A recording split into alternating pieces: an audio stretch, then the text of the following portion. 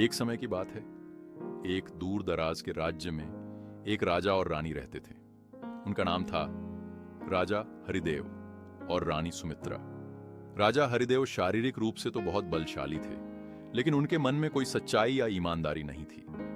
वह सिर्फ अपनी शक्ति और धन के बल पर राज्य करने में विश्वास रखते थे। रानी सुमित्रा भी सुंदरता में अपार थी, लेकिन उनकी सोच और कार्यों में कोई सच्चाई नहीं थी।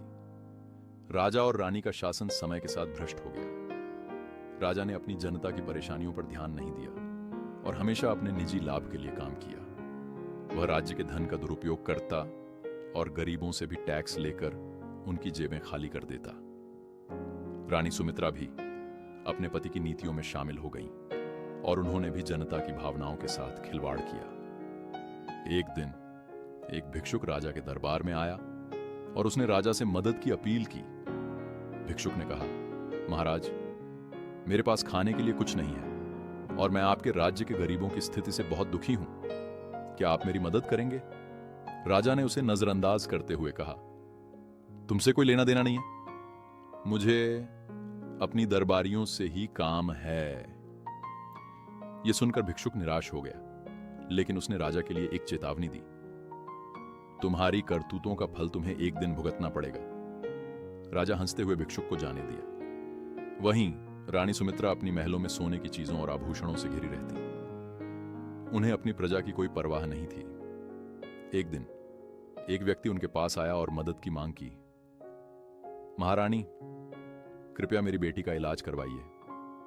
वह बहुत बीमार है और हमारे पास इलाज के पैसे नहीं हैं। रानी ने उसकी मदद करने के बजाय उसे कहा, मेरे पास समय नहीं है और तुम्हारी मदद करने का कोई कारण नहीं है। कुछ समय बाद राज्य में एक भयंकर अकाल आया। लोगों के पास खाने के लिए कुछ नहीं था और हालात बहुत खराब हो गए। राजा और रानी ने अपनी संपत्ति को बचाने के लिए और अधिक टैक्स बढ़ा दिए, लेकिन यह सब उनके खिलाफ ही काम आया।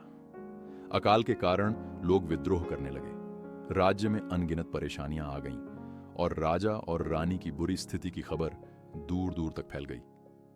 एक दिन भिक्षुक फिर से राजा के दरबार में आया और उसने कहा, महाराज, यह वही समय है जब आपको अपने किए की सजा मिल रही है। अब समय आ चुका है जब आपको अपनी गलतियों का भुगतान करना होगा। राजा और रानी को समझ में आ गया कि उनकी नीतियां और भ्रष्टाचार ने ही उनके राज्य को नष्ट किया। हालांकि वे अपनी गलतियों को सुधार नहीं पाए, क्योंकि उनका अहंकार और आत्मग्लानि उन्हें सच्चाई का सामना करने नहीं दे रहे।